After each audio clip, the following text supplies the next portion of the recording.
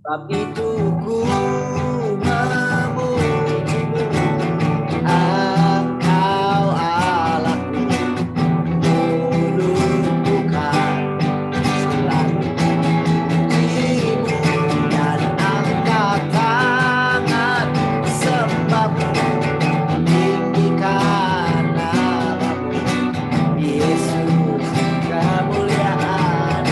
Sebab itu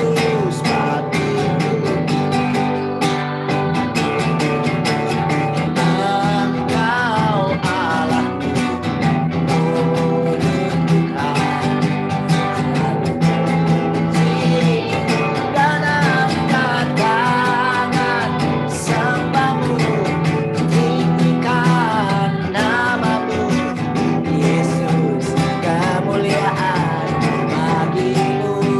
Tiada yang dapat memisahkan aku dari kasih Yesus, hanya dalam namamu temukan kuat. Tiada yang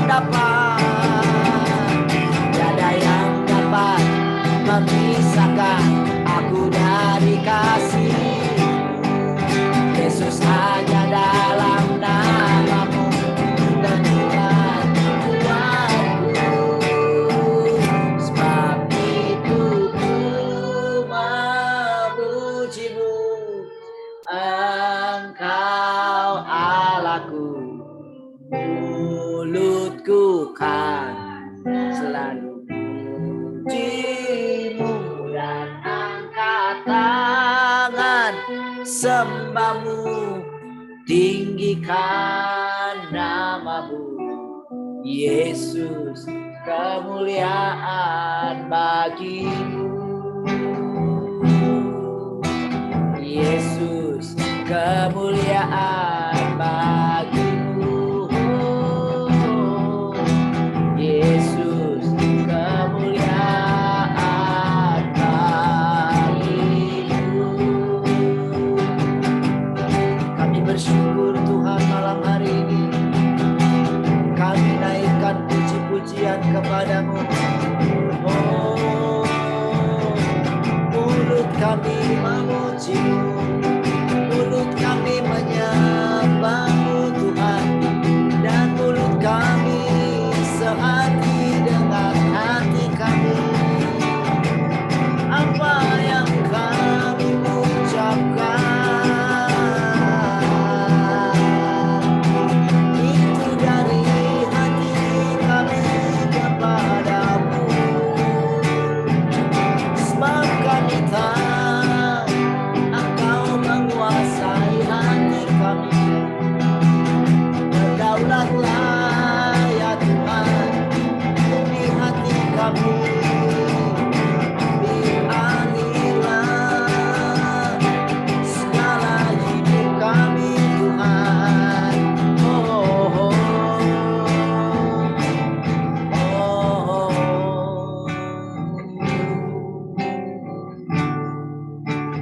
Yesus, Kau sungguh baik.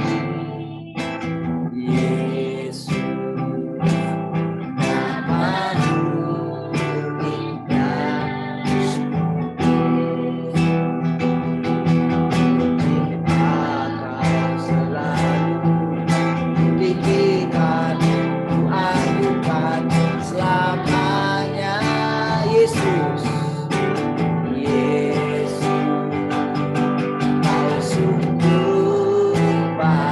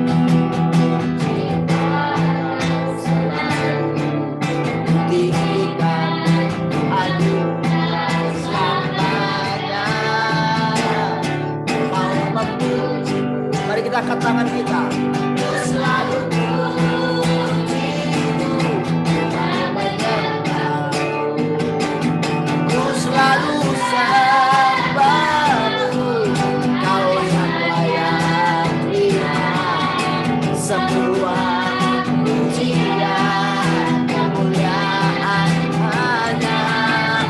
Ku mau memujimu, ku mau memujimu. Oh, ku selalu pujimu, mau menyembahmu. Ku selalu sembahmu, kau yang layak terima semua pujian kemuliaan hanya. Sekarang katakan, ku mau memujimu, ku mau memujimu. Oh, ku selalu pujimu, ku mau menyembahmu. Ku selalu sembahmu, kau yang layak terima semua pujian kemuliaan hanya bagi kau yang layak, kau yang layak terima semua pujian kemuliaan hanya bagi kau yang layak, kau yang layak terima semua pujian kemuliaan hanya bagi Tuhan.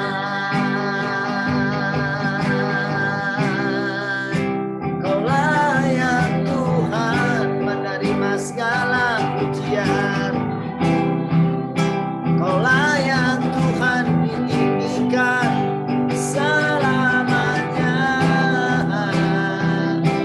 Kau layak, layaklah kau Tuhan, layaklah kau Tuhan ditinggikan.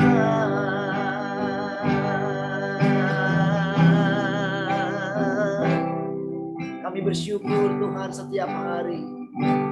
Oh, ketika kami datang di hadirat-Mu. Oh, di dalam hadirat-Mu ada terang. Di dalam hadirat-Mu ada kehidupan. Oh, di dalam hadirat-Mu, oh, ada kasih setia. Terima kasih Tuhan. Setiap hari Engkau menerangi hati kami. Kami bersyukur dapat mengenal Engkau lebih dalam setiap hari. Kami boleh merasakan, kami boleh mengalami perkataan-perkataan yang mengubahkan kami, perkataan-perkataan yang menghidupkan kami.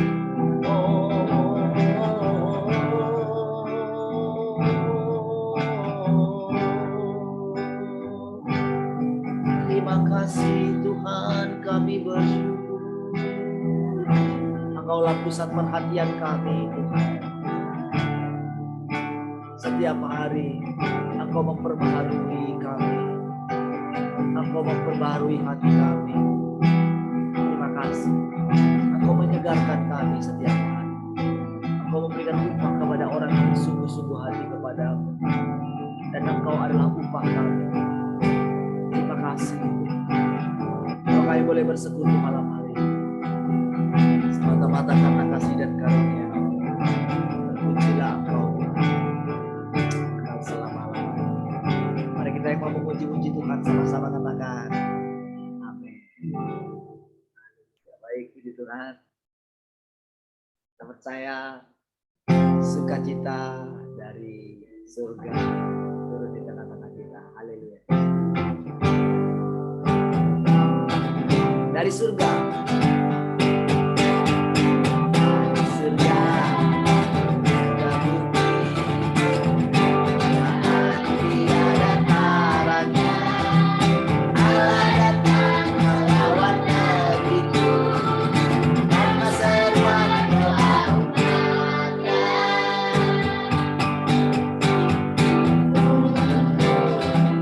Lemah-lemah, serta tanahnya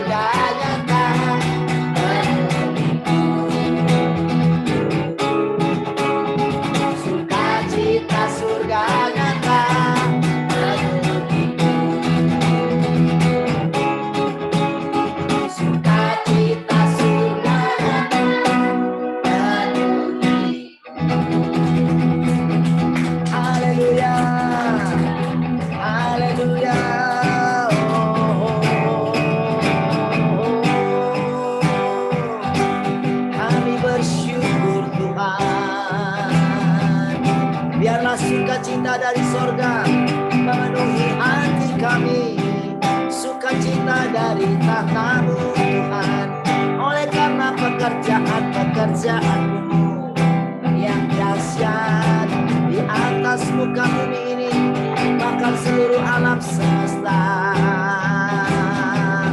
akan memperoleh anugerah untuk memandang wajah-Mu.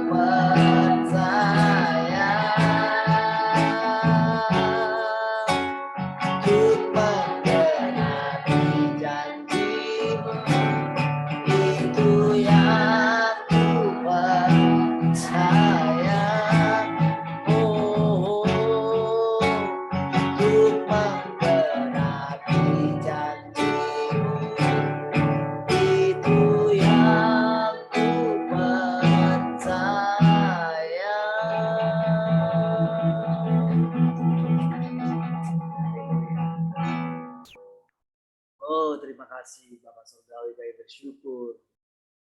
Kasih-Mu memenuhi kami semua. Hidup-Mu berlimpah-limpah, melimpahi kami semua. Terima kasih. Silakan Bapak dalam persekutuan ini Engkau kembali mengajari kami. Saya di dalam setiap perkataanmu ada kehidupan. Yang terus mengubahkan kami. Sampai kepada apa yang Kau kehendaki. Terima kasih. Syukur. Haleluya. Mari semua yang mengasihi Tuhan sama-sama katakan amin. Shalom semua.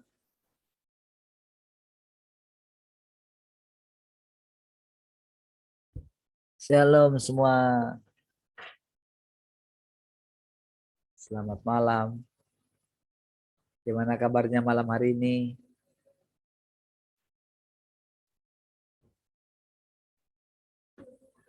Shalom. Cek sound dulu. Cek sound suaranya. Shalom Pak Tua. Shalom semuanya. Shalom semuanya.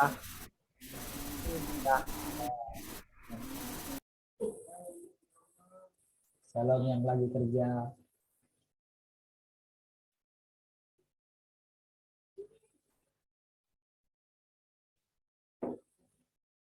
Haleluya. Shalom Batam Center. Shalom. Shalom Tanjung Piayu. Tanjung Piayu ada berapa ini ya? 1, 2, 3, Shalom. 4. Kok 3? Halo. Mangsang atas, mangsang bawah. Ya, Pintu 1,5. GMP belakang. Shalom. Shalom Cipta 3.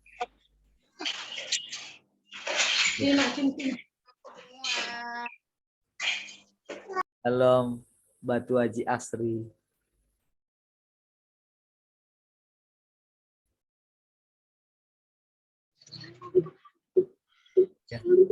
Shalom tulang. Shalom juga. Shalom. Mana ini? Komplek apa itu?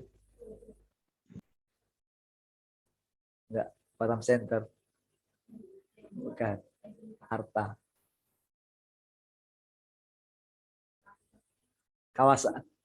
Kawasan industri. Batam Center. Shalom Tunas. Shalom Medan. Shalom, Pak. Oke, baik. Puji Tuhan ya. Haleluya. Semua saudara bersuka cita malam hari ini. Amin. Amin. Haleluya. Kita percaya, saudara, kita terus dibawa ya. Kita semakin mengerti, saudara, bahwa Tuhan sudah mendapatkan kita ya.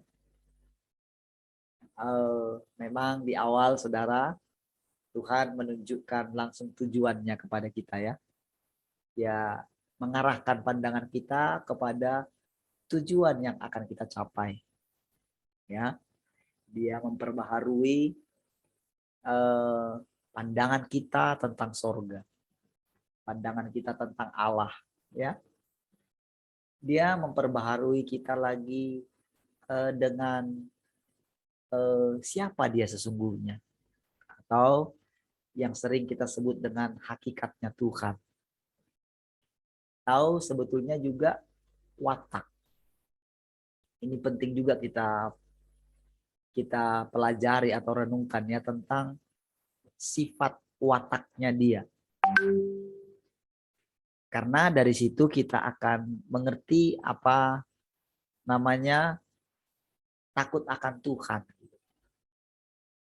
Sehingga kalau kita mengerti tentang wataknya dia atau sifat aslinya, jati dirinya dia, pribadi dia yang sesungguhnya gitu. Jadi kalau tidak lengkap, maka kalau kita hanya memandang Allah itu sebagai kasih saja gitu ya, kasih dalam arti memang semua kasih ya, tetapi kasih itu diekspresikan dalam banyak hal. Di balik murkanya juga ada kasih gitu. Kalau dia tidak menunjukkan murkanya sekarang kepada kita, maka kita tidak akan pernah tahu tentang kekudusannya dia gitu. Maka tinggal tunggu waktunya kita akan dibuang. Tak ada guna, ibarat barang tak ada guna gitu. Ibarat garam yang sudah nggak ada garamnya lagi. Tidak ada gunanya selain dibuang dan injak-injak orang. Ya, jadi saudara, ketika Tuhan berfirman kepada kita, memberitahukan sesuatu,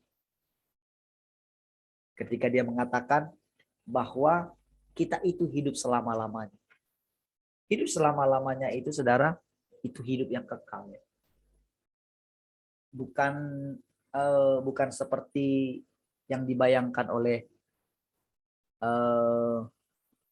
banyak orang tentang sorga ya. Orang kan bayangan orang tentang sorga itu ya sudah pujian penyembahan saja di sana. Ketika ada seorang yang kenal juga di alam roh gitu ya, ditanya, Pak di sorga itu apa aja ya Pak ya? Apa cuma pujian penyembahan ya? Dia bilang, iya itu saja yang saya tahu. Karena ya dia jujur ya, dia hanya melihat ada pujian penyembahan di sorga saja. Ada pujian penyembahan saja maksudnya. Ya. Namun kan bayangan orang kan berarti kalau pujian penyembahan berarti kan hanya yang suaranya bagus gitu. Sementara esensi daripada pujian penyembahan itu nggak ngerti. Pujian penyembahan itu kan harus lahir dari pengalaman orang memandang Tuhan. Jadi kalau pujian penyembahan ya sekedar memuji menyembah seperti yang di bumi, mungkin paduan suara yang hebat. Tuhan udah bosan dari dulu. Kan? Dari dulu Tuhan sudah bosan dengan pujian penyembahannya malaikat dulu. Kalau nggak perlu dia ciptakan manusia. Gitu ya. Nah, jadi burung-burung juga yang menyanyi otomatis. Gitu. Karena dia diciptakan demikian. Binatang-binatang atau hal apapun. Burung-burung, pohon-pohon, gunung-gunung katanya kan bertepuk tangan kan. Nah, itu kan ya otomatis saja. Ya, cakrawala. Gitu. Nah, sementara pujian yang dimaksud itu adalah karena orang kagum. Kalau kagum akan kehebatannya, sudah biasa. Gitu. Tapi kagum dengan kebaikan yang tak harusnya kita terima. Itu adalah kekaguman yang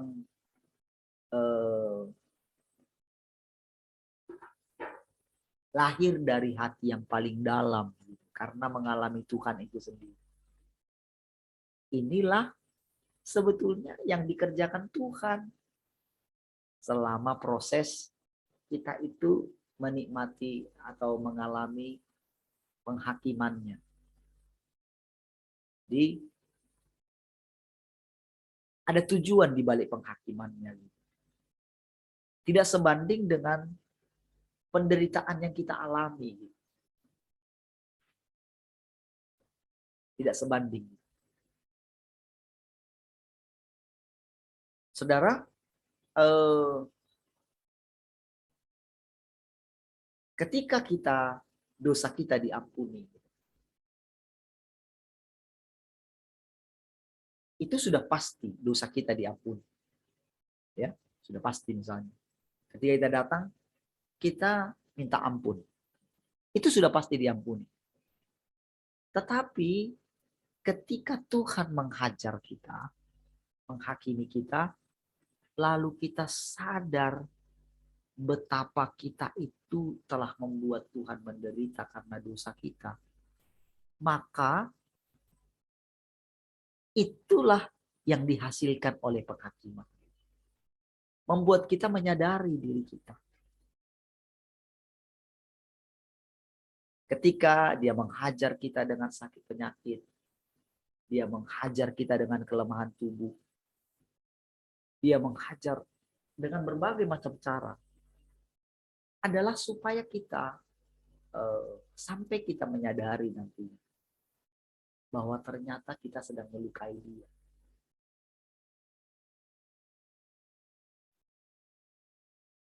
Ketika dia memberikan pengertian kepada kita bahwa dia tinggal di dalam kita. Saudara, mungkin kita merasa lelah ya mengikut Tuhan ini. Padahal saudara, kita tidak sadar bahwa sudah berapa banyak waktu atau perbuatan-perbuatan sia-sia kita yang tidak pernah kita sadari bahwa itu melukai Tuhan.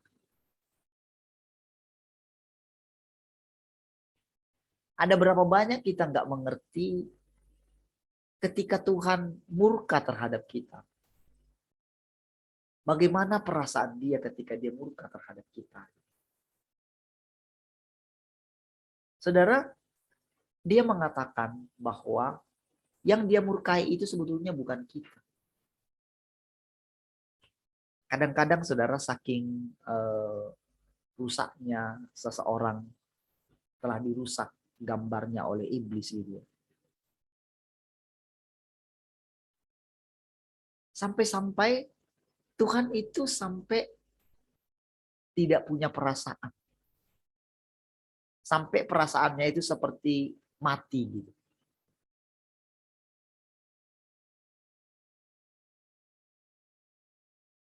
Jadi kadang kita menemukan Tuhan seperti Raja Tega. Sebetulnya saudara, ketika kita mengatakan demikian, kamu nggak ngerti aku, kata Tuhan. Manalah mungkin aku Raja Tega. Sementara hakikatku adalah kasih. Nggak mungkin sebetulnya. Namun demi kita, demi kasihnya kepada kita,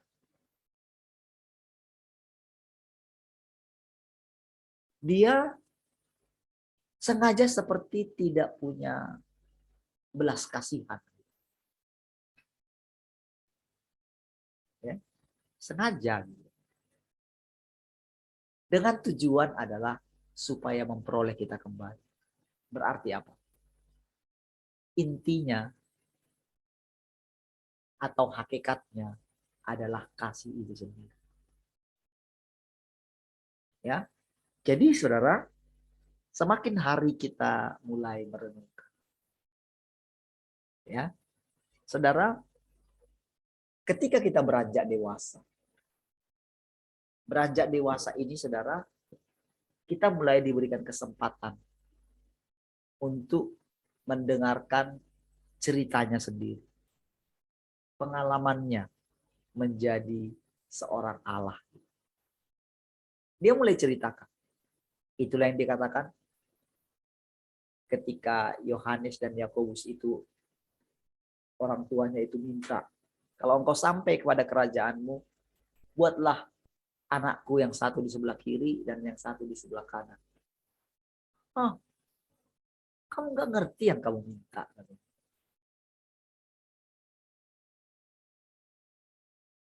Apakah engkau sanggup meminum cawan yang harus aku minum? Saudara, dengan itunya saudara, dengan polosnya mereka bilang sanggup.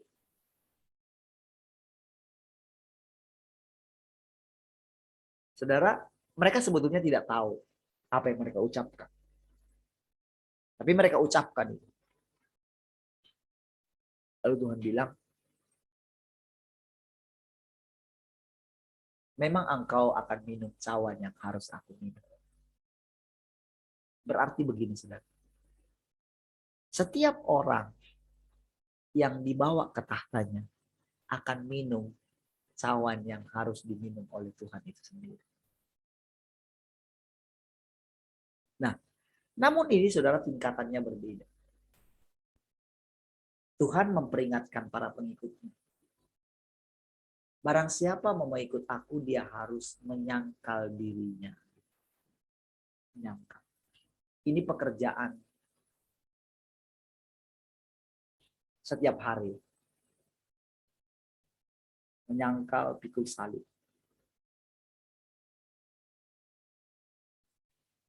Rasanya ketika dia mulai menghakimi kita, menghajar kita. Dengan berbagai macam cara. Rasanya nggak habis-habis. Kadang-kadang kita iri dengan orang lain yang tidak mengalami seperti kita. Mungkin orang itu menikmati, wah sudah banyak hasilnya. Mereka mungkin bangga dengan hasil pencapaian mereka, dengan jiwa-jiwa mungkin yang mereka bawa. Atau mungkin mereka melihat diri mereka, ya baik-baik saja. Dengan keluarga mungkin, dengan keturunan mereka mungkin yang baik-baik, diberkati, masa depan mereka mungkin cerah. Gitu. Nah, mungkin kita berpikir, ketika saya mau lari dari Tuhan, karena merasa tak ada hasil. Kalau Elia juga sudah melakukan hal yang spektakuler seperti itu, dia tidak menemukan hasilnya dia. Semua orang Israel sudah meninggalkan engkau, katanya. Sudah menyembah berhala, katanya. Tinggal aku seorang diri, katanya. Paulus juga demikian, saudara. Di tengah dia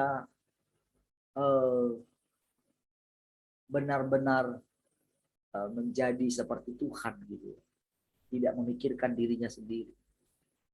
Tidak mengambil keuntungan dari pelayanan, walaupun dia berhak.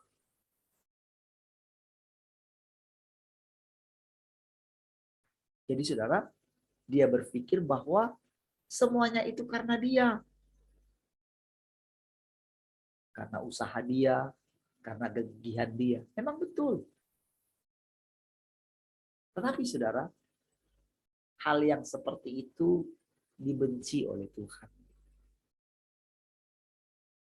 Jadi saudara, ketika Paulus punya perasaan seperti itu, perasaan yang dia sudah bekerja sangat kuat sekali, sangat gigih sekali. Lalu dia juga seperti Elia, nggak ada hasilnya. Semua orang-orang meninggalkan dia. Rasanya saudara, seluruh pelayanan dia selama dia hidup runtuh. Dia nggak ngerti kenapa bisa begitu. Kurang apa? Mujizat kurang apa? Teladan kurang apa? Tapi kenapa mereka mencintai dunia? Kenapa nggak ada hasil? Saudara, tadi sore saudara ketika saya merenungkan kembali. Ketika saya bilang tak ada hasil. Tuhan bilang begini, saudara. Tepat. Itu lebih tepat daripada kamu bilang kamu punya hasil. Kalau kamu bilang kamu nggak ada hasil, itu lebih benar.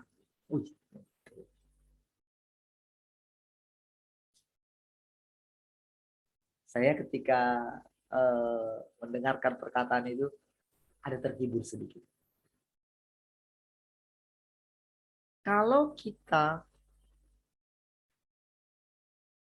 ingin mencapai hasil, ingin mencapai target, Target apa sih yang mau kita capai? Dan memang saudara, Tuhan juga meminta target dari kita. Ya, Tuhan minta target. Beritakan Injil kah? Dari hidup kita kah? Dia pengen menikmati. Tetapi saudara,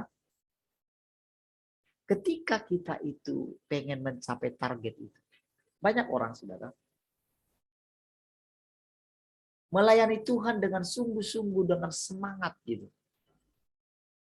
Mungkin meninggalkan keluarga, tidak dianggap keluarga, atau apa saja.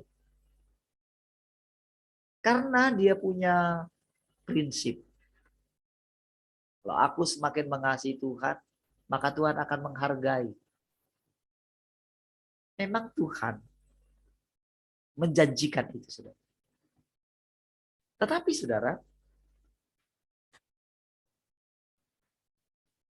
ketika Tuhan menunjukkan kepada ke-24 tua-tua apa yang dia sudah lakukan, pada akhirnya mereka tidak berani memakai mahkota yang sudah mereka terima. Karena mereka melihat mereka malu sendiri. Tetapi saudara, dalam perjalanan kita ingin mengasihi Tuhan, ingin berkorban untuk Dia, karena kita ingin membalas segala kebaikan. Ada satu ujian, yaitu ujian tidak ada hasil. Lihat Tuhan Yesus. Mana hasilnya? Ketika dia naik ke atas kayu salib, bahkan ketika dia itu sudah bangkit dari antara orang mati, bahkan ketika dia menampakkan diri 40 hari, berulang-ulang menampakkan diri kepada mereka. Apakah mereka sudah kelihatan hasilnya?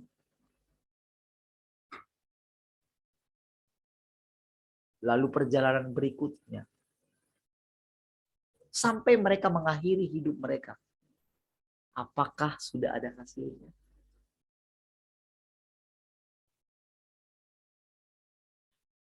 Saudara, Tuhan menantikan waktu yang panjang untuk mendapatkan hasil. Dia seorang petani yang sangat sabar menunggu buah.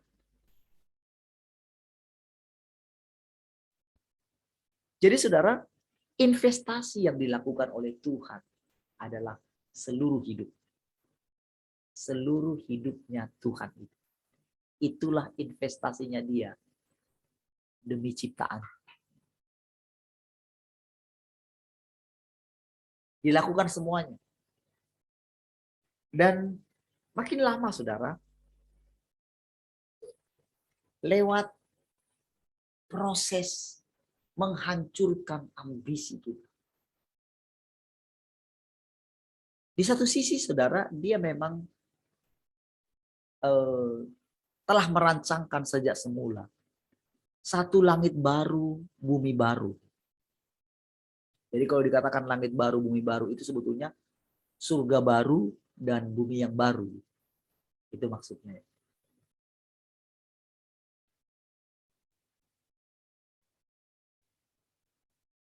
Dia memang sudah merancangkan itu, dan tidak boleh ada kejadian seperti surga yang lama, yaitu ada pemberontak di sana. Dia memberontak itu adalah karena begini. Pemberontakannya itu intinya begini, saudara. Dia ingin sama dengan Allah. Dia ngotot. Dia seperti anak yang bungsu yang meminta warisan dari bapak.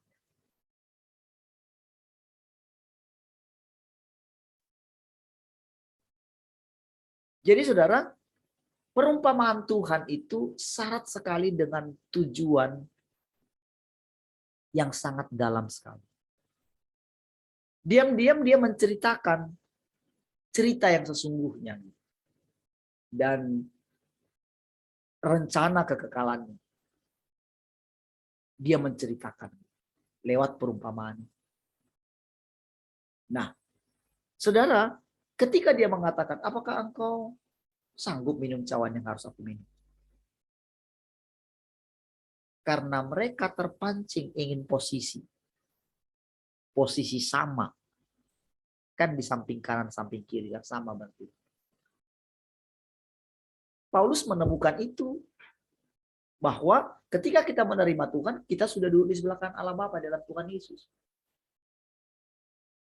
Dan kita terobsesi untuk duduk di sana. Saudara, sebetulnya kita sama dengan Yakobus dan Yohanes itu.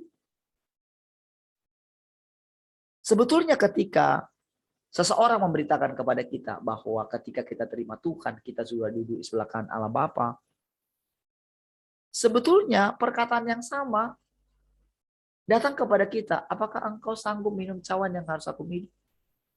Dan ketika kita bilang seperti itu, tanpa sadar, ketika kita terobsesi bahwa kita itu ada di tahtanya gitu, dengan perkataan yang diucapkan oleh Paulus gitu. Saudara, sekarang kita boleh memahami semua. Ternyata perkataan manusia itu, saudara, berbeda dengan perkataan Tuhan.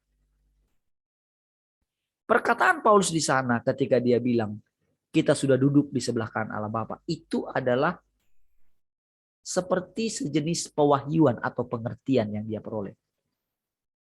Namun ketika diucapkan itu, saudara, jadi itu kualitasnya sebetulnya bukanlah kualitas firman Tuhan, ya. Itu adalah kualitas perkataan manusia.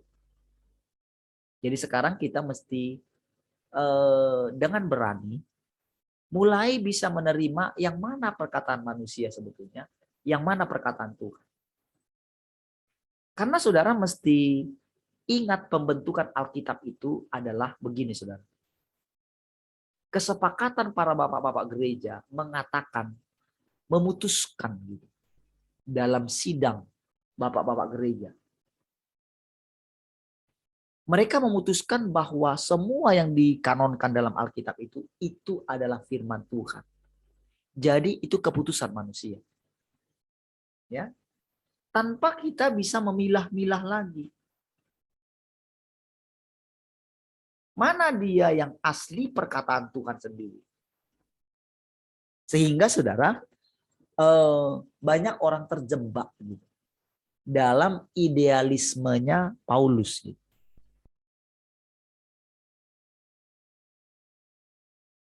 Jadi saudara, sama seperti perkataan daripada guru kita gitu, Andreas gitu. Walaupun dia bilang chatting gitu. Tetapi saudara, dibandingkan dengan yang sekarang, dengan zaman yang sekarang, di waktu yang sekarang, karena juga belum waktunya dulu.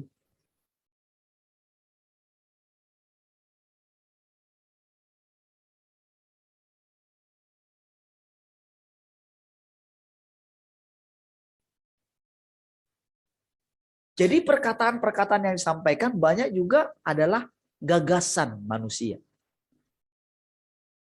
Atau mungkin interpretasi. Sekalipun dia dengan tulus mengatakan bahwa Tuhan bilang begini. Jadi saudara, kita mesti berani sekarang. Berani dalam arti begini, saudara. Berani mempercayai bahwa Tuhan sendiri akan menjelaskan, akan menghakimi. Mana yang benar perkataan dia, mana yang bukan. Dan roh kita nanti akan dituntun kepada seluruh kebenaran. Ya, jadi tidak perlu kita takut di situ. Karena apa? Karena berbahagialah orang yang lapar dan haus akan kebenaran. Karena mereka akan dipuaskan. Jadi saudara, ketika kita sungguh-sungguh mencari kebenaran, sungguh-sungguh ini dibutuhkan ketulusan hati. Benar-benar ingin memang. Jadi untuk mencapai kita itu mendapatkan perkataan-perkataan yang sesungguhnya daripada Tuhan. Itu mesti bisa melihat Tuhan, bisa dengan sabar menunggu Tuhan. Walaupun rasanya kita itu pengen mundur rasanya.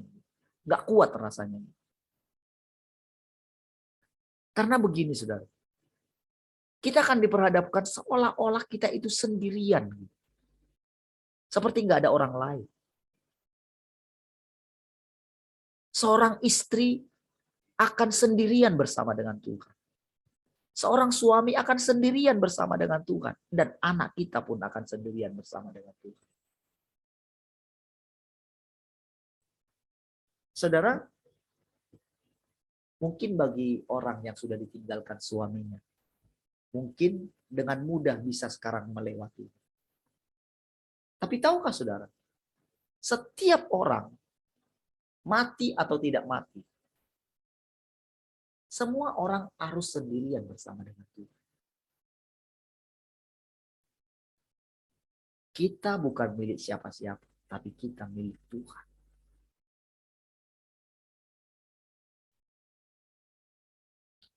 Dan mau mati atau tidak mati, semua kita harus namanya melewati kematian. Baik itu kematian secara fisik atau bukan kematian secara fisik. Namun yang pasti sama-sama kita akan melewati yang namanya hampanya kematian. Itu sebabnya Yakub mengatakan begini. Atau Daud juga mengatakan. Coba perhatikan kata-kata mereka. Ketika mereka mau mati. Aku akan menempuh segala jalan yang fana.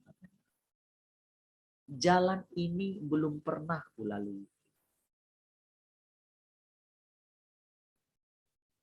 Tetapi saudara, walaupun dia belum pernah melalui, jadi ini masa seperti yang dialami oleh Tuhan. Ketika dia itu untuk sementara waktu mengatakan, Eloah, Eloah, lama sabachthani. Allahku, Allahku, mengapa engkau meninggalkan aku? Jadi saudara, setiap kita harus melewati. Itu yang dikatakan lembah bayang-bayang maut. Dan tingkatannya itu saudara, itu ini bukan berbicara mengenai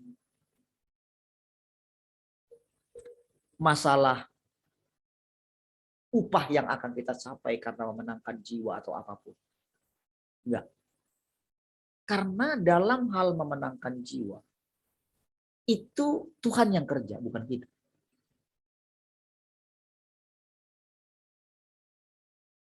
Dan saudara,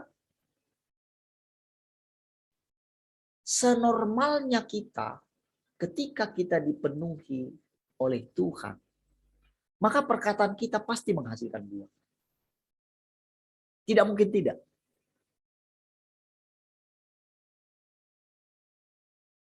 Jadi, kepada siapa dia mau menunjukkan diri melalui bejana kita ini, pasti orang itu akan kembali kepada Tuhan. Makanya ujiannya adalah ketika kita mulai memenangkan orang. Kalau seperti saya contohnya. Ujiannya adalah bahwa dia akan mengizinkan orang-orang mungkin yang saya didik, saya gembalakan, meninggalkan saya. Itu ujiannya. Bahkan ujiannya bagi saya harus meninggalkan pelayanan ini. Adalah lebih berguna bagimu jika aku pergi. Jadi setiap kita juga untuk mencapai tujuan kita. Jadi sekarang kan tujuan kita itu bukan lagi sekedar, bukan lagi berkat ya. Sudah Sudah terlalu kampungan kita kalau yang kita pikirkan adalah masalah berkat. Nanti kita terjerat di situ. Kita harus melampaui itu. Kita harus sudah merasa yakin bahwa sebetulnya ya kita kaya gitu. Itu bukan mengiman-imani gitu. Itu diuji.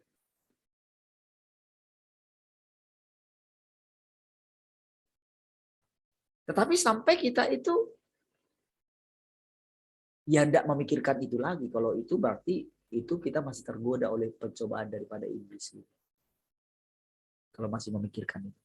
Berarti ya target kita itu untuk mencapai dia itu nggak akan tercapai.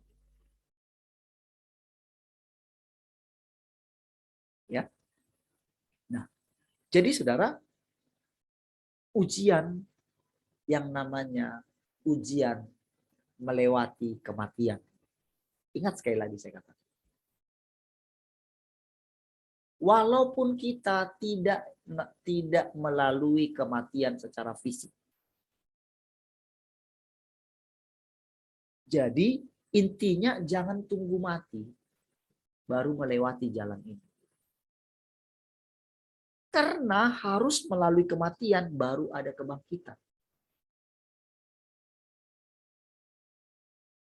Harus melalui kematian. Kematian ambisi.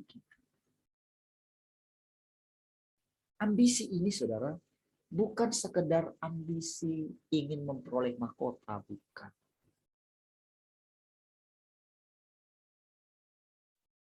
Kadang kita berpikir kita sudah tinggalkan semuanya. Kadang suaranya kecil ya. Iya kah? Karena saya terlalu jauh? Iya. Iya. Sekarang sudah oke? Iya Pak, kadang kecil kali. Oh, kadang kecil kali. Sekarang? Cek 1. Kalau kayak gini gimana? Biasanya sih ini sensitif sekali. Oke? Bottom center aman dari tadi.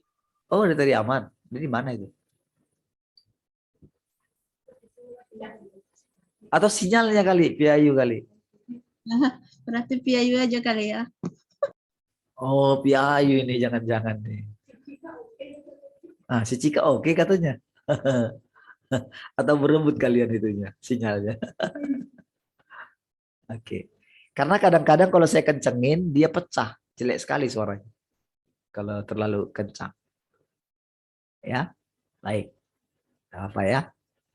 Nanti ada rekamannya juga. Ya, dari rekamannya bisa dengar ulang ya. Nah, jadi saudara, ingat sekali lagi ya. Sekarang ini kita sudah mulai hitung-hitungan gitu. Kita mesti melewati yang namanya fase itu karena Tuhan juga melewati fase itu. Tuhan itu sendiri. Ya, melewati fase itu. Jadi ingat saudara, Tuhan itu hebat sekali memberikan kita semuanya, manusia ini saudara, kesempatan untuk melewati jalan yang dia lalui. Namun karena dia sudah duluan melewatinya, dia bisa memastikan kita. Gitu. Kalau kita taat, kamu akan memperoleh kelegaan katanya. Sama seperti seorang ibu yang melahirkan. Pada waktu dia mau melahirkan itu kan seperti mau mati gitu. Tapi begitu anaknya lahir, wow, sukacitanya. Yang tadi itu sudah dilupakan semua.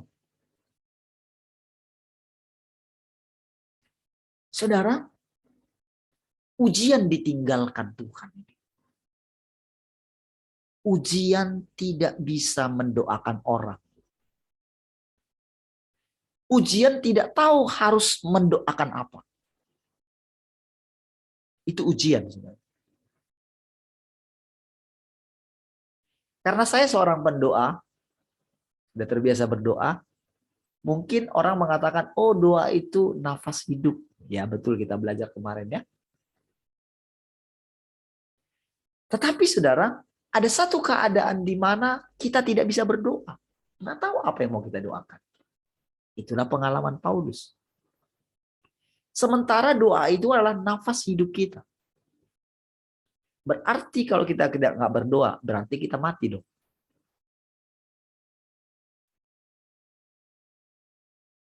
Berarti kan kita melewati satu namanya fase itu. Ditinggalkan. 3 kali saudara Tuhan Yesus itu menceritakan tentang penderitaan yang akan dia alami.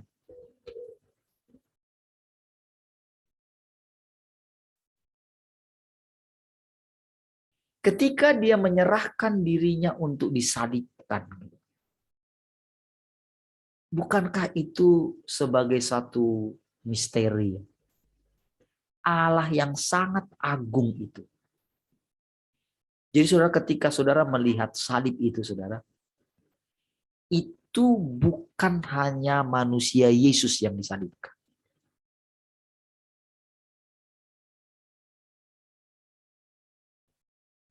Tapi Allah itu sendiri disalibkan. Saudara mesti punya pengertian seperti itu. Dan memang itulah kebenaran. Karena saudara, kalau saudara mempercayai, kalau saudara, tanda antikris itu begini. Cuman begini tanda antikris. Jadi selain ada nanti pribadi antikris yang satu yang akan dimunculkan nantinya. Antikris itu banyak gitu. Dan dia ada roh gitu. Roh antikris itu adalah begini, yang tidak mengaku bahwa Allah itu sudah menjadi manusia. Itulah roh antikris. Jadi saudara, inilah hal yang disembunyikan. Sengaja ditutupi oleh iblis. Gak mungkin Allah seperti itu. Karena justru disitulah letak kekalahan iblis. Ketika yang diminta dia itu, yang paling diminta itu, dia itu selalu mengatakan begini, kamu kan Allah. Kami ini ciptaan. Kamu bebas terhadap kami. Karena kamu Allah. Di situ saudara, dia melupakan dirinya itu sebagai bagian dari Allah. Jadi disitulah dia memisahkan dirinya. Apa saudara akibatnya terhadap kita? Kalau kita menerima pernyataan iblis ini. Kita itu akan memberontak terhadap Tuhan. Karena kita melihat rasanya Tuhan itu nggak adil. Kita menganggap apa yang kita alami, kita menganggap Tuhan itu negatif, jahat terhadap kita. Karena kita membandingkan diri kita dengan yang lain. Padahal sebetulnya karena dia menganggap kita anak adalah bagian dari dirinya. Jadi saudara, ketika dia menyebut kita anak, sebetulnya dia sedang menyebutkan kita itu, kamu itu anggota keluargaku.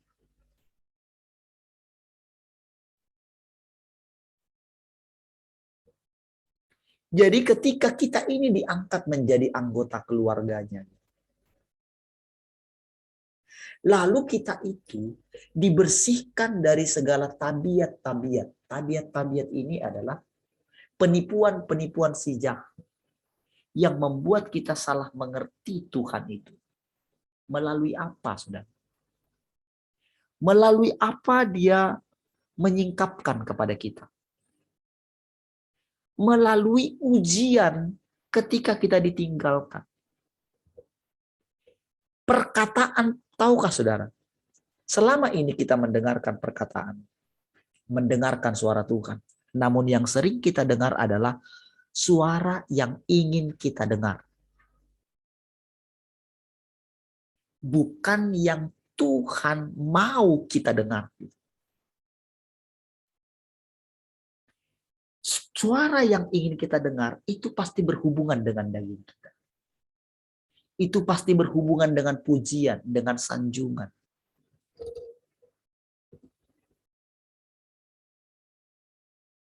Jadi itu lebih dekat karena kita dulu tawanan si jahat.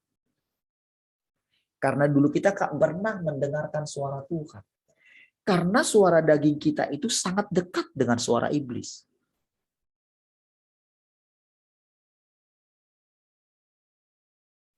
Jadi semua manusia itu sudah diserahkan kepada iblis.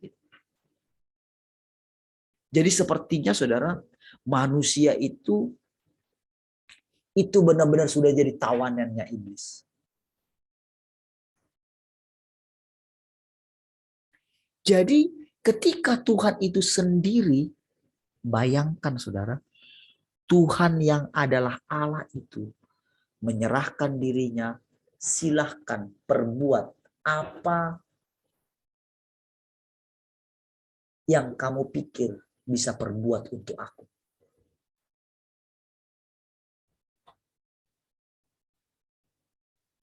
Jadi saudara, dengan menyerahkan anaknya, walaupun dikatakan itu menyerahkan anaknya, namun jangan lupa, firman tidak pernah gagal.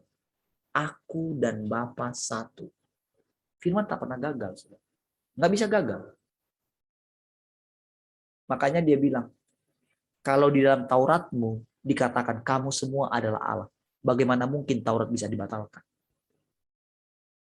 Jadi ketika Tuhan itu sendiri bilang, aku dan Bapa satu. Kalau engkau melihat aku, engkau sudah melihat Bapa. Benar-benar satu. Jadi dalam hal ini saudara,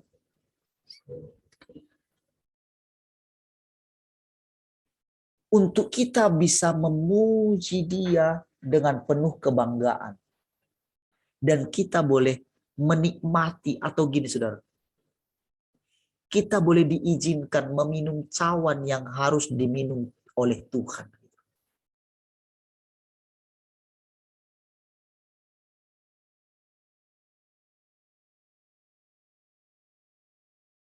Bagaimana Tuhan itu meminumnya?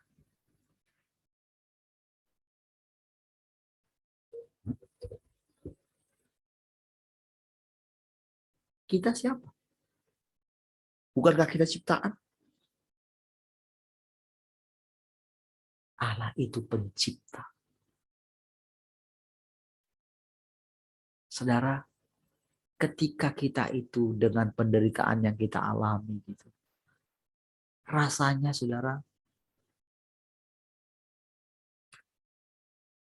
kita capek gitu. Rasanya ketika kita agak bernafas sedikit lega gitu. 1 hari, 2 hari, seminggu. Rasanya kita seperti dihujani terus. Gitu. Kalau dulu mungkin karena salah kita masih bisa minta ampun. Kadang-kadang pun kita masih minta tolong sama Tuhan. Tapi sekarang bukan karena salah kita.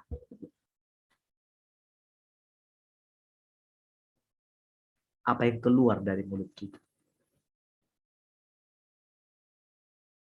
Ketika kita rasanya mau mundur gitu. Kadang-kadang sampai begini. Capek, gak ngerti lah. Kalau tuh juga kayak gini. Sama seperti yang ditemukan oleh Salomo itu. Semua sia-sia. Ngapain dulu aku berhikmat? Ngapain dulu aku capek-capek?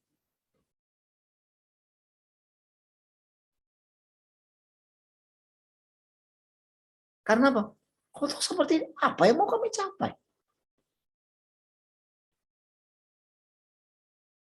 Ketika Tuhan menjelaskan surga yang sesungguhnya kepada kita.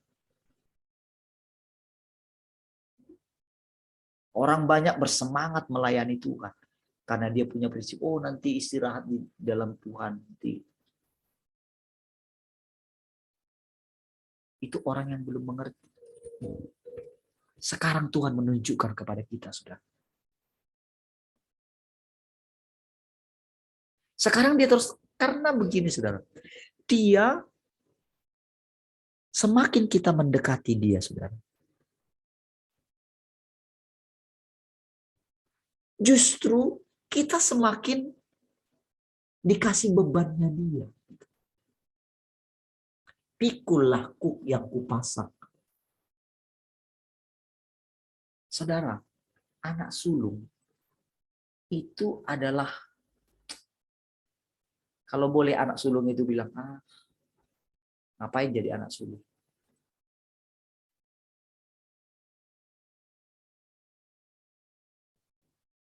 Karena dia harus menanggung gitu. Sama seperti Yesus. Ketika dia katakan dia jadi anak sulung, dia harus menanggung.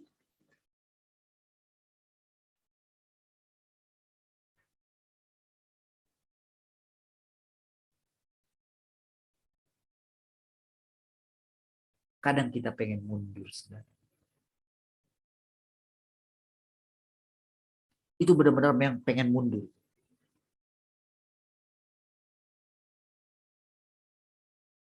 Tapi ketika Tuhan pilih Musa, Musa nggak bisa mundur.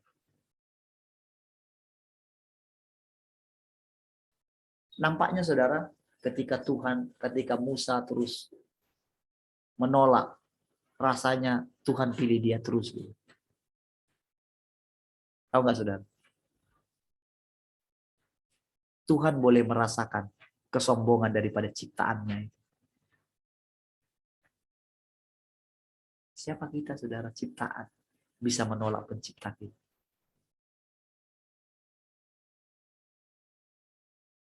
Kurang ajar nggak? Kurang ajar nggak Musa?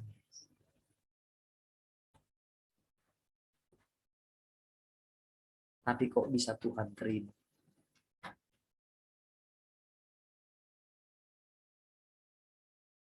Saudara,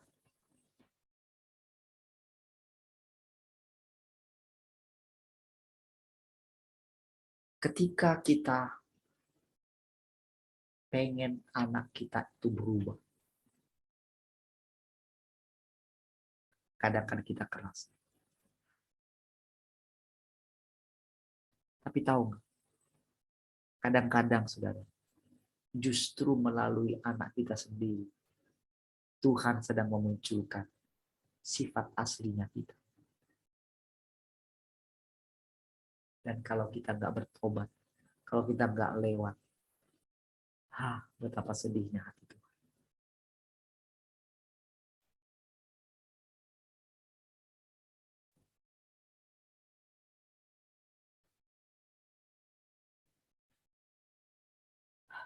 Anak saya saudara, itu suka bikin jengkel. Brian juga bikin jengkel.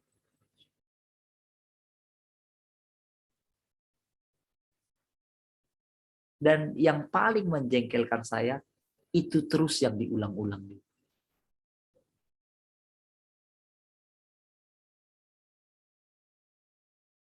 Dan disitulah saya melihat watak iblis di dalam saya.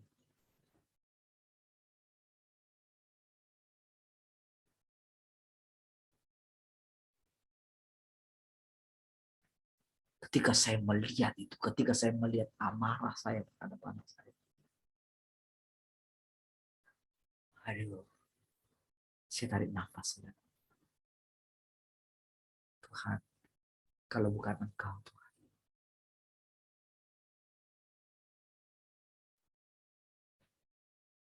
Walaupun tujuan kita demi kebaikan.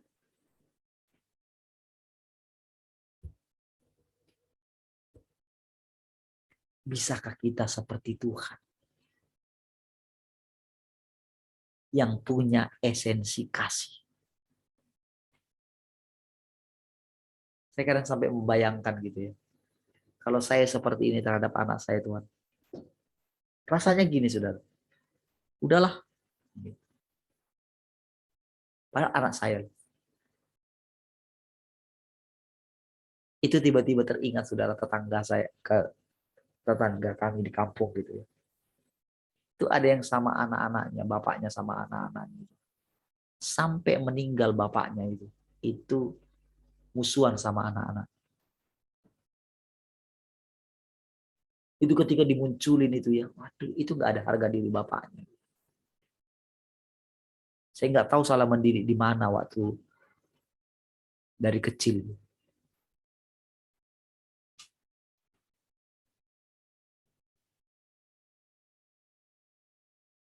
Saudara, ketika Tuhan perhadapkan itu, saudara,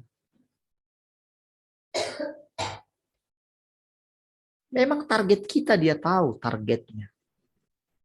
Menjadi seperti dia. Menyatu dengan dia. Tapi jangan lupa, saudara, perubahan kita.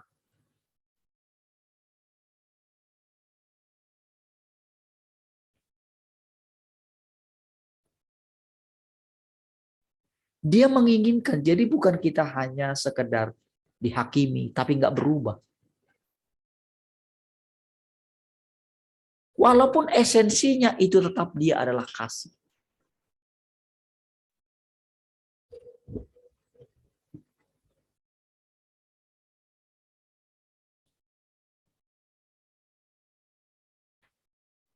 Tetapi dia menginginkan kita berubah dari hari ke hari. Saudara, pelajaran yang kita peroleh itu kalau boleh dikatakan, saudara, dibandingkan dengan orang di luar sana, saudara, sudah terlalu banyak yang kita terima, saudara.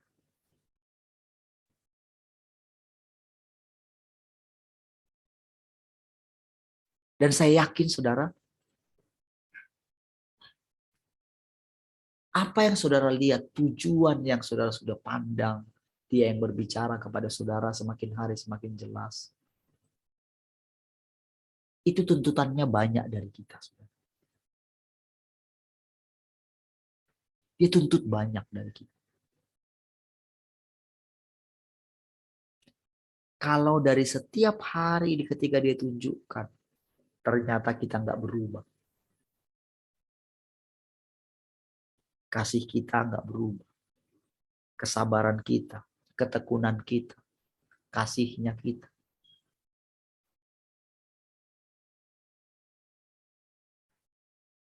Kalau nggak berubah, saudara.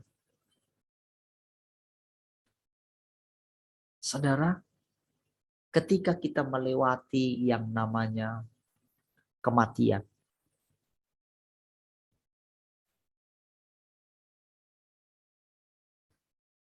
saudara, Tuhan Yesus ketika dia mati gitu, dia itu membawa terang di dunia orang mati. Bahkan melepaskan mereka dari dunia orang mati. Saudara, di dunia orang mati itu gelap, tak ada terang.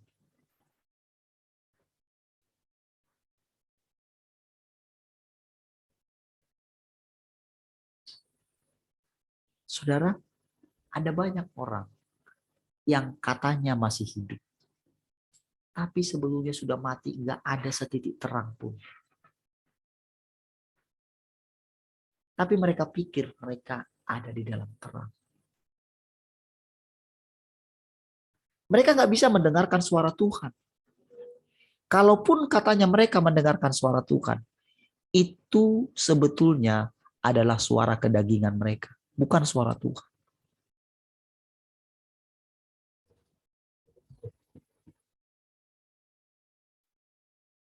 Bahkan disitulah mereka tidak bisa melihat Tuhan yang datang kedua kali. Makanya dia bilang, ketika aku lapar, kamu tidak memberi aku makan. Ketika aku tidak berpakaian, ketika aku telanjang, kamu tidak memberikan aku pakaian. Ketika aku di penjara, kamu tidak mengunjungi aku. Ketika aku sakit, kamu tidak melawat aku. Ini bukan masalah pelayanan terhadap orang lain, pelayanan sosial, itu beda.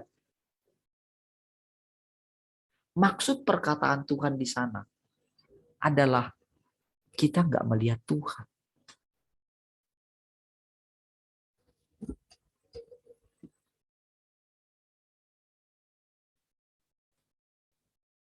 Saudara,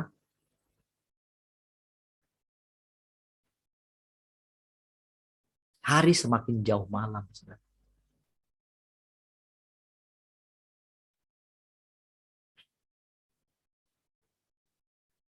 Yang ada di hadapan kita ini, saudara, yang sedang diruntuhkan ini. Dan semua kebanyakan orang masih belum menyadari bahwa segala sesuatu sedang diruntuhkan. Saudara, dunia keagamaan sedang diruntuhkan. Saudara, ternyata saudara, di daerah Timur Tengah itu saudara sudah terjadi satu perubahan yang luar biasa. Yang tadinya mereka sangat kolot sekali. Yang tadinya perempuan itu tidak punya hak sama sekali. Semenjak anaknya siapa? Pangeran yang baru dilantik tahun 2017 lalu, terjadi satu perubahan yang luar biasa.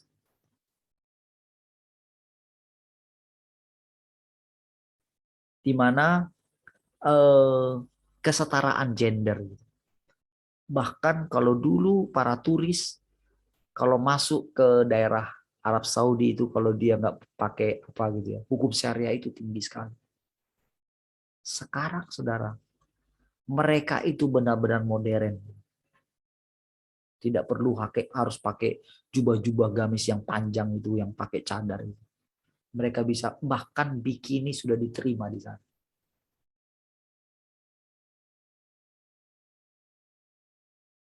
Bayangkan saudara, satu kekolotan bagaimana ternyata saudara menderitanya para perempuan di sana. Tak punya hak. Nggak bisa minta cerai. Dan itulah yang ditiru oleh garis keras yang ada di Indonesia. Padahal jelas-jelas saudara kalau kita lihat itu kan, orang-orang yang ngomong itu, kalau dia bisa punya istri banyak gitu, terus kalau perempuan, dia dianggap kayak budak aja, itu kan benar-benar satu ini, saudara. Satu penistaan ciptaannya Tuhan. Tapi menganggap dirinya itu benar. Tahukah saudara? Sedang diruntuhkan.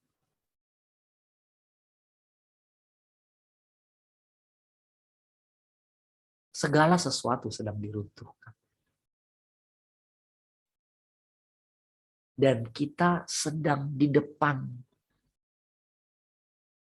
pintunya untuk masuk kepada kerajaannya yang baru.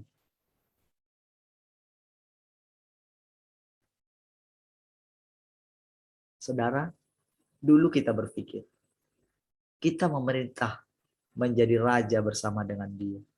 Lalu siapa yang diperintah?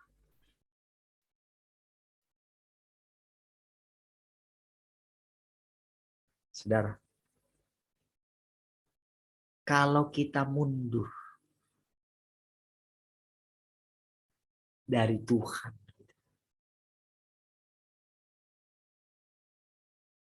itu murkanya terhadap orang yang mundur itu lebih tinggi daripada murka terhadap orang yang tak pernah dipanggil.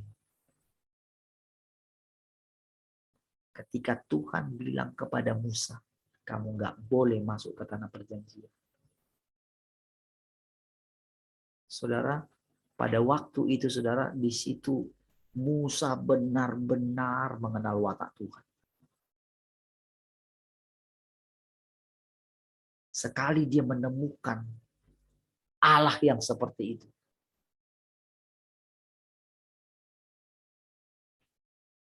semua rasanya, apa yang dicapainya, kesabaran dia, kelembutan dia selama dia hidup, rasanya itu runtuh semua ketika melihat watak Tuhan yang asli.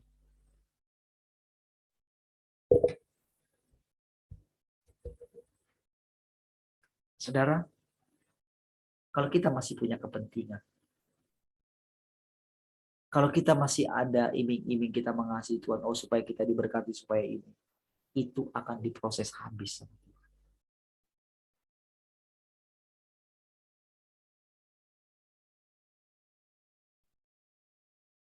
Ujiannya bukan masalah penganiayaan lagi. Saudara. Ujiannya sudah berubah.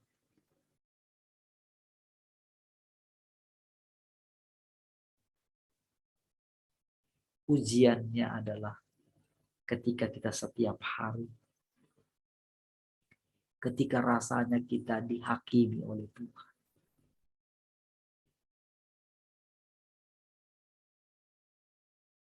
Dan dia perhatikan kita. Dia tahu, saudara. Karena dia ada di dalam kita. Firman-Nya itu. Itu melekat di dalam kita. Dia tahu, saudara. Penipuan-penipuan kita, kelicikan hati kita, dia tahu detailnya. Karena dia bersama dengan kita. Masing-masing kita ini, saudara. Jadi benar-benar, saudara, dia ketok pintu hati kita, dia makan sama-sama kita.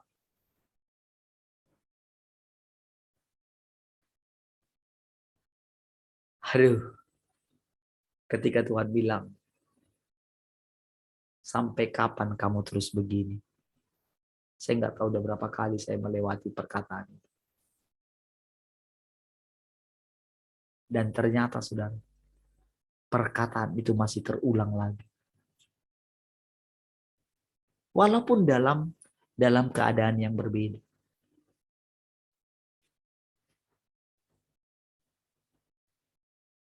Masa sih Tuhan satu pelajaran itu lama kali lolosnya.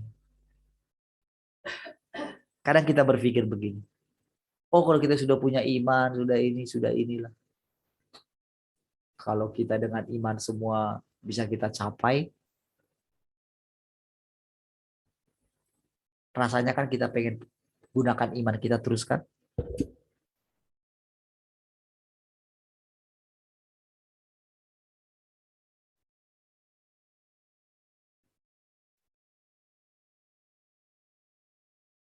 Rasanya, saudara, kalau lihat yang sakit itu tergoda mau doain ya.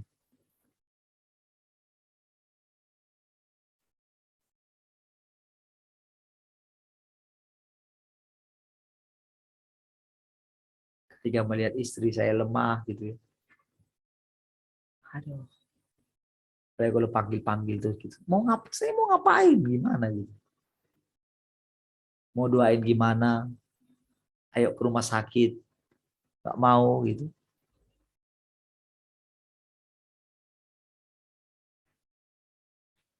Karena pikir gini juga. Kalau pergi, emang dikehendaki Allah enggak?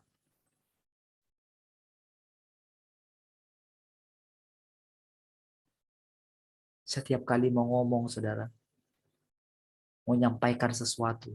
Kalau selama ini mungkin, wah apa yang dapat nyampein. Tapi sekarang harus nanya.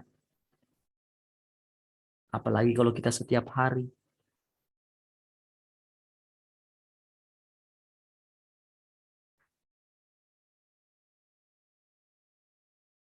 Ketika aku mendengar perkataan itu, aduh, langsung dialami sama istri saya rasanya, aduh. Emang salah yang mengucapkan itu Tuhan.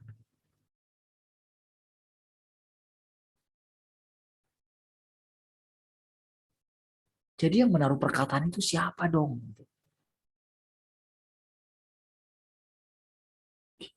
Ini semakin membedakan, saudara. Ketika bilang Tuhan di dalam kita. Lalu saudara, kita kan sudah merasa dengan tulus. Saya sudah merasa tulus gitu. Menanti-nantikan Tuhan, tidak memikirkan apa yang akan saya ucapkan gitu. Sudah rasanya sudah jaga-jaga gitu.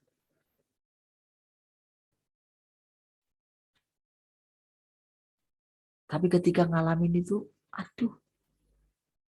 Bayangin dia tunggu. Respon kita apa ketika melihat keadaan itu. Kayak dia perhatikan, kayak ditunggu kita nih. Ini apa nih keputusan yang kamu ambil nih.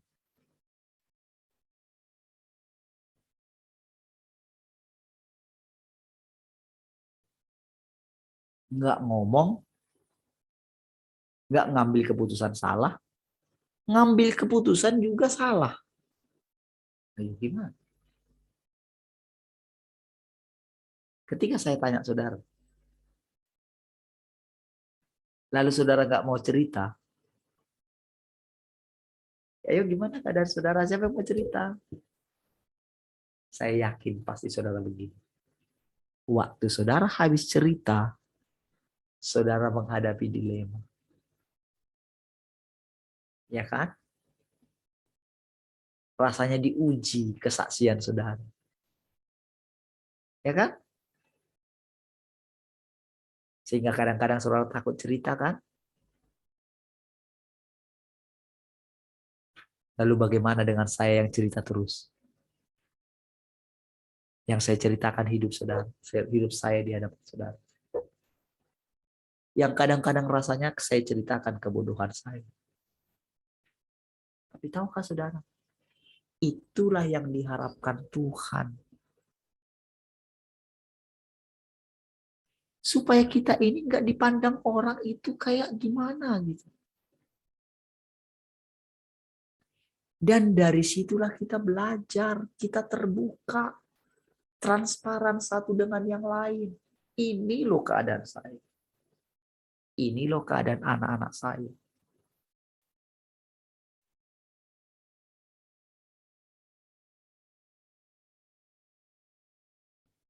Bagaimana ketika masih marah?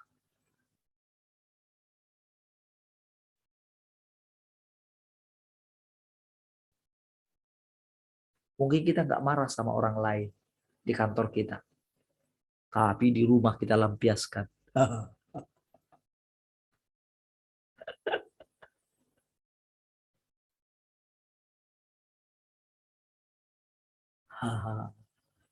Saudara, perjalanan yang kita lalui, dia mau melihat perubahan di dalam kita.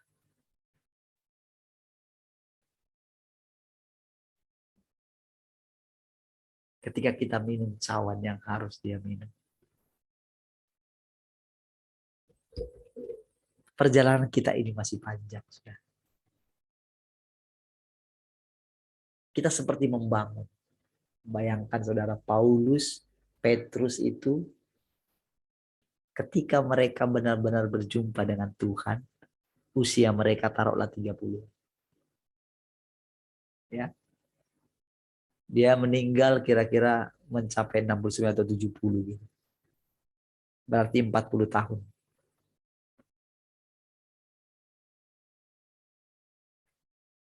Apa saja sudah dilalui. Perjalanan kita.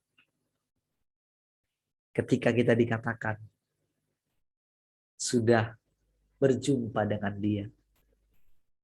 Nah, dari sinilah mulai start perjalanan kita bersama dengan Tuhan.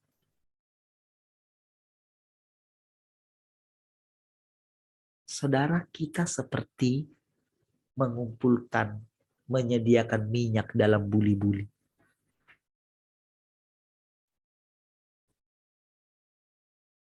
Karena ceritanya dia itu seperti memberikan undangan kepada kita. Lalu kedengaran, mempelai datang, mempelai datang. Karena ceritanya, semua ternyata 5 gadis bijaksana dan 5 gadis bodoh. Berarti juga mereka itu mempelai.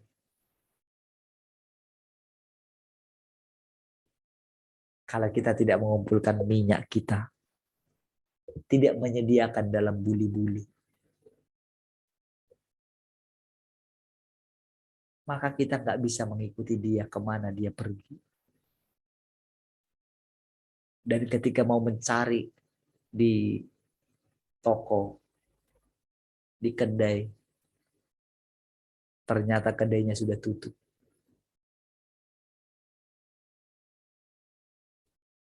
Kita ini seperti itu, saudara.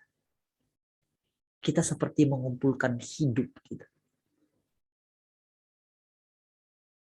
Untuk kita berjalan, mengikuti kemana anak domba itu pergi. Ketika dia datang, makan sama-sama dengan dia. Dia cerita bagaimana sikap kita.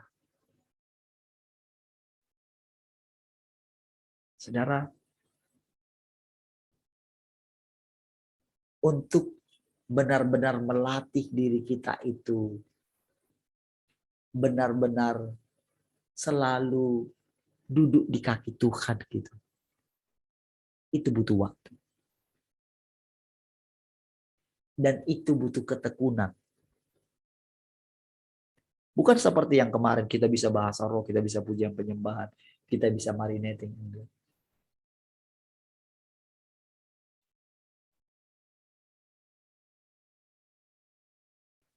Ketika saudara bersandar, ketika saudara dengan begini saja merenungkan dia, latihan, mengingat kembali, mengenali jenis perkataannya, maka saudara setiap hari akan mendengarkan perkataannya. Setiap saat, setiap waktu. Saudara yang tahu hati saudara ada di mana.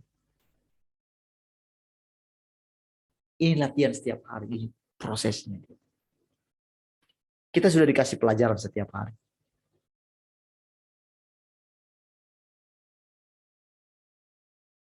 Hati kita ada di mana.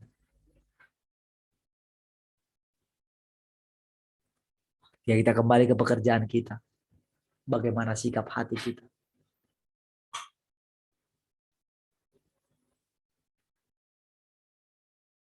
Keteguhan hati kita. Keberanian kita. Kepercayaan kita. Ketidakkhawatiran kita sedikit pun. Kita sekarang sedang menjadi tontonan bagi orang di luar sana. Bagaimana kita menjaga iman kita. Bagaimana kita tidak terpancing marah dengan situasi di sekeliling kita.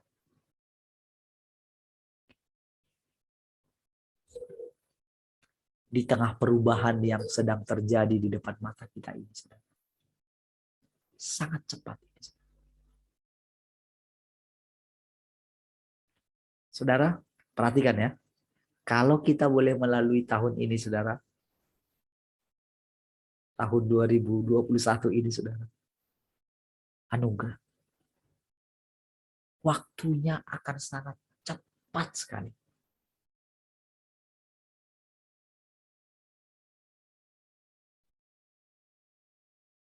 Saudara, kan setelah melewati namanya kematian kan. Berarti kan tubuh kita itu kan akan berubah jadi tubuh kemuliaan.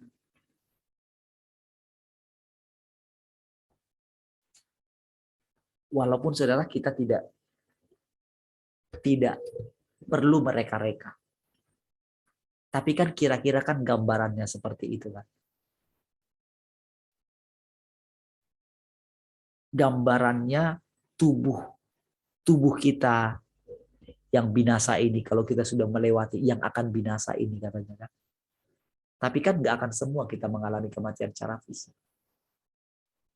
Tetapi pasti melewati kematian.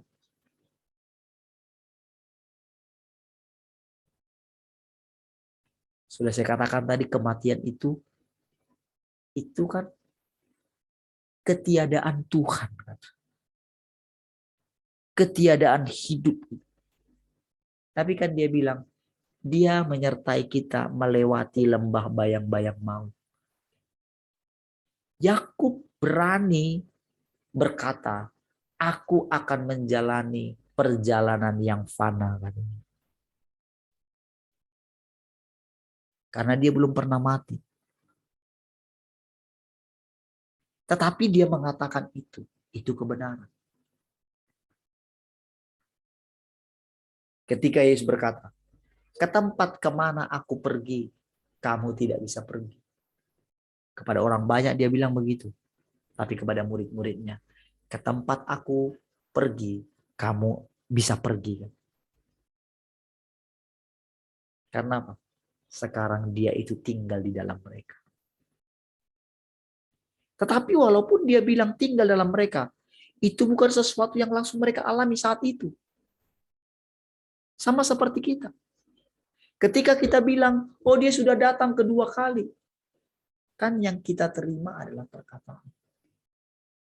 Tetapi roh kita turut bersaksi. Sama seperti Simeon. Aku sudah melihat, padahal bayi yang masih dia lihat. Pada waktu itu saudara, bayi itu ya masih menjadi manusia. Benar-benar manusia. Sifat ilahinya belum. Dia harus menjalani proses menjadi manusia.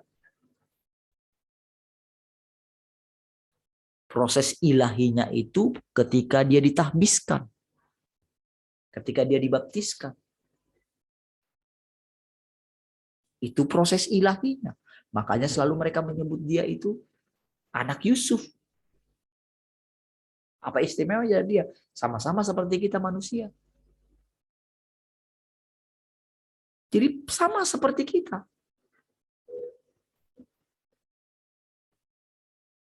Ketika dia berinkarnasi di dalam kita.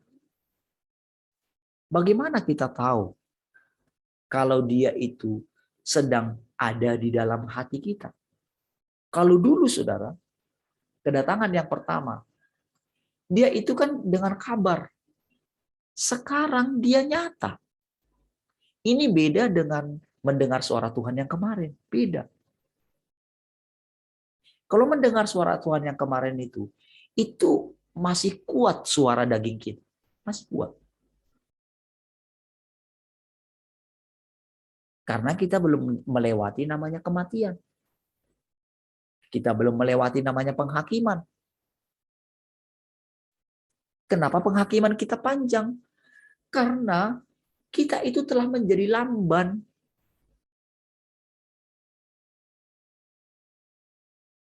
Pikiran kita masih di dunia ini. Apalagi belum ada yang ngajarin kita seperti itu. Nggak ada yang teladan yang kita lihat. Lalu kita belajar bersama-sama. Dia bawa kita 200 mungkin 80 hari sekarang.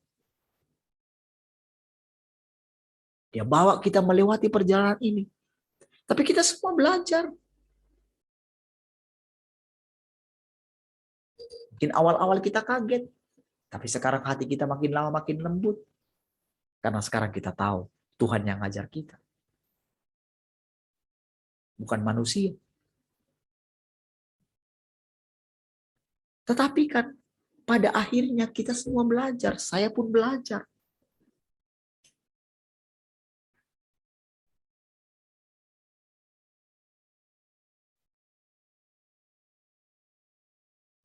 Bahwa ternyata untuk benar-benar mengenal apa adanya dia.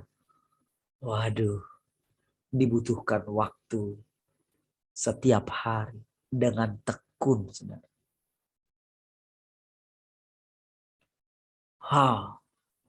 Saya percaya, saudara. Apabila kita memberikan hati kita, saudara, setiap hari. Kebahagiaan yang selama ini kita damba-dambakan akan kita peroleh. Dan tidak ada seorang pun yang bisa mengambilnya dari kita. Kita tidak akan punya tujuan yang lain. Kita tidak akan menyimpan sesuatu keinginan di dalam hati kita. Kita nggak punya keinginan yang lain lagi. Dan semakin hari kita akan tahu.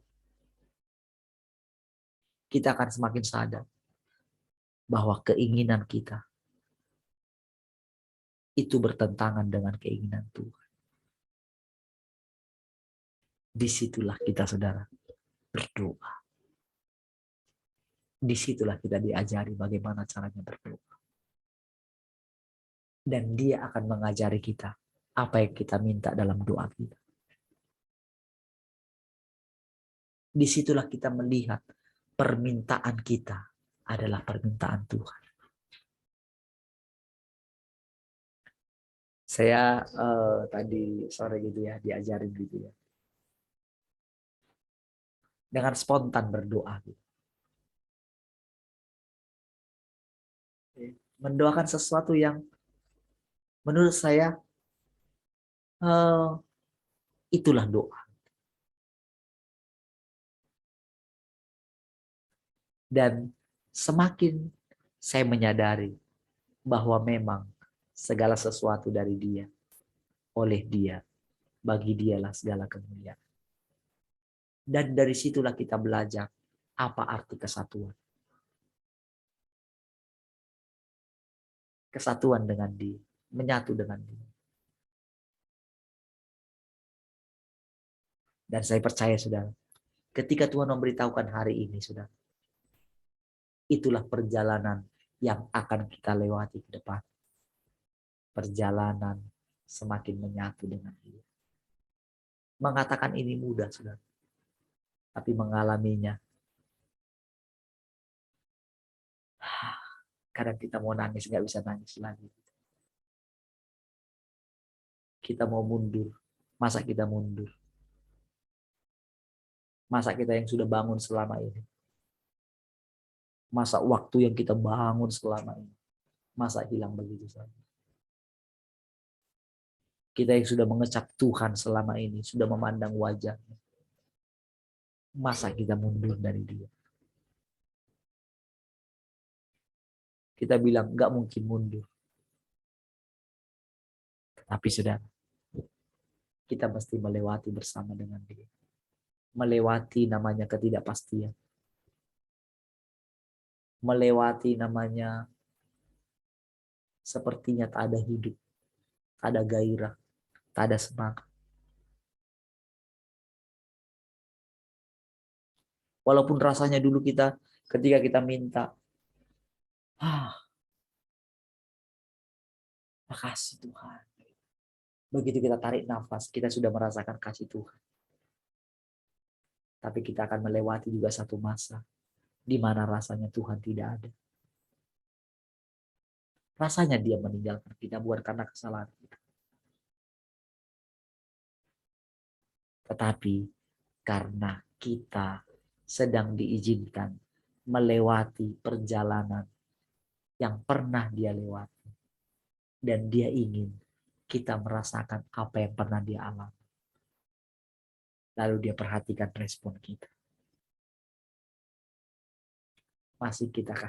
Masih bisakah kita memandang Dia yang tidak kelihatan? Kita bisa memandang Dia dengan jelas. Aku akan pulang ke tempatku sampai semua mereka mengaku bersalah. Saudara, ujian ketidakhadiran Tuhan dalam hidup kita. Ujian yang tersulit mungkin. Tetapi kalau kita percaya, Dialah jalan, Dialah kebenaran, Dialah hidup. Itu tinggal dalam kita. Ada masanya, saudara. Seolah-olah pengharapan kita itu diambil dari kita.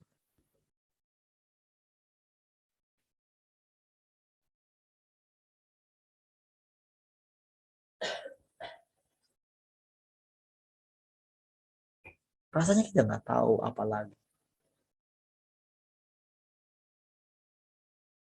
Itu mungkin ujian terakhir.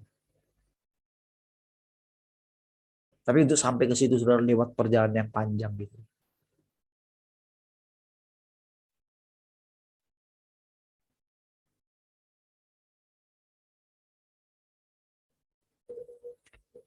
Asal kita tekun duduk di kakinya Tuhan. Kita tekun menanti Dia. Sama seperti Daud menunggu-nunggu. Abraham sampai sore dia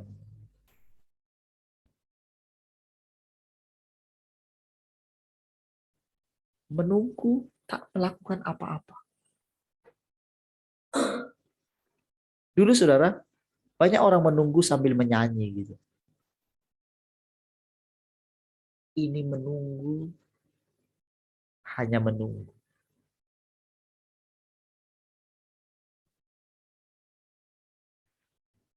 Oh, saudara, ini dibutuhkan untuk masa depan kita. Karena saudara, nantinya sampai kita ngerti, sampai kita sesadar-sadarnya, sampai benar-benar kita itu diperintah oleh Dia, tapi seperti bukan diperintah gitu. Kita menundukkan diri kita dengan rela hati. Kita mengasihi Dia dengan rela hati tanpa imbalan. Disitulah kita merasakan kesatuan kita dengan Dia. Saya berharap kita terus didapatinya sampai Dia katakan, mempelai datang, mempelai datang. Song-songlah Dia. Kita semua song-song Dia. Dan kita membawa buli-buli berisi minyak. Perhatikan terus buli-buli saudara. Ya. Perhatikan semangat saudara. Gairah saudara. Perhatikan bagaimana keadaan saudara ketika saudara diuji. Diuji dalam banyak hal. Ketika saudara habis marah gitu. Coba lihat lagi hati saudara. Ketika saudara jengkel gitu ya. Apakah saudara masih berani memandang Tuhan? Setiap hari ketika kita bersekutu, makin bersemangatkah saudara?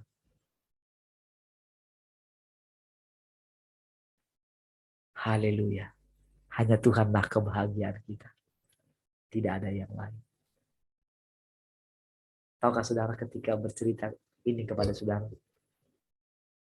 Bukan berarti mengalami hal-hal yang sukacita sepanjang hari. Bukan saudara. Tapi saya tahu saudara. Ketika dia berkata-kata seperti ini. Saya merasakan penghiburan sedikit. Rasanya dengan muka sukacita gitu ya. Saya mengerti mana namanya sukacita karena Tuhan. Sukacita karena dibuat-buat. Sukacita karena memang harus bersukacita. Itu ada bedanya saudara.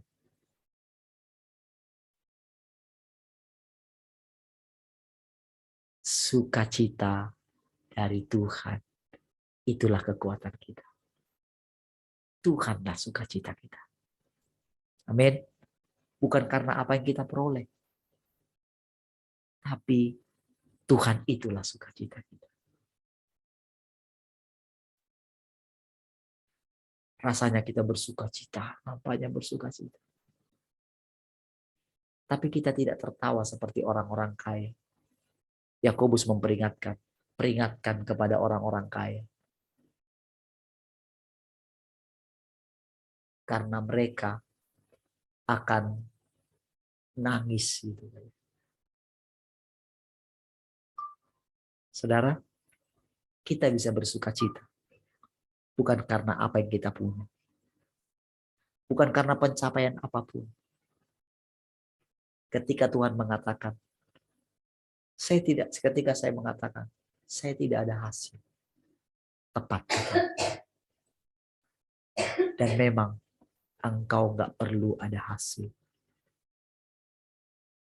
Karena justru engkau adalah hasilku, kata Tuhan. Kita ini adalah buah pekerjaan Tuhan.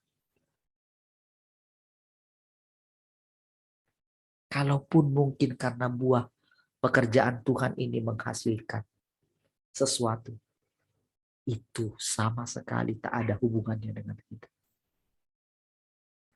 Itu benar-benar mengenai Dia.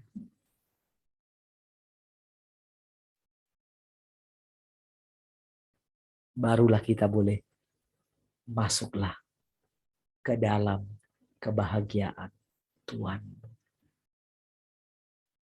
Kita nggak boleh berbahagia oleh karena apa yang kita perbuat. Kita masuk kepada kebahagiaan Tuhan kita. Kita berbahagia kalau Tuhan kita berbahagia. Kita bersukacita kalau Tuhan kita bersuka cita. Wow. Kalau mungkin selama perjalanan ini dia mengikuti kita. Dia menasehati kita. Rasanya dia mengikut kita. Tapi sudah tiba waktunya. Kita yang harus mengikut dia. Baik saudara, sudah lewat 4. Mari kita berdoa. Terima kasih Tuhan, kami bersyukur pagi malam hari ini. Dalam persekutuan ini, Engkau mengajari kami. Tuhan, Engkaulah makanan kami yang seutuhnya, yang sesungguhnya. Kami bersyukur ketika kami memakan Engkau hari ini. Kami menjadi kenyang, dan kami menjadi hidup, dan kami menjadi bersemangat. Terima kasih ya Tuhan, untuk penampakan diri-Mu bagi kami. Terima kasih. Oh, kami bersyukur. Biar semakin hari kami boleh semakin mengenal Engkau. Terima kasih. Terima kasih buat firman yang sudah menguduskan kami, mentahirkan kami. Kami bersyukur malam hari ini kami boleh beristirahat, sehingga besok kami bangun dengan tubuh yang fresh dan segar. Kembali kami bersekutu dengan Engkau. Terpujilah Engkau Tuhan, kekal selama-lamanya. Mari kita semua yang mengasihi Tuhan, sama-sama katakan, amin. Baik, puji Tuhan. Tuhan memberkati semua. Oke, sampai ketemu besok.